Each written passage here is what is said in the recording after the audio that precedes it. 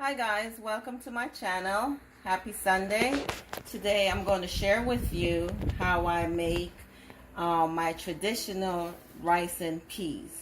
Okay, so traditionally we soak the peas overnight. So here I have 1 cup of peas that's been soaking since last night. Here I have my coconut that I'm going to wash and grated. Well, I'm going to put it in the blender to blend it out, but back home we would grater it with the grater. I have my allspice here that I'm going to put in, maybe like 5 of them. These little berries is giving such a good flavor.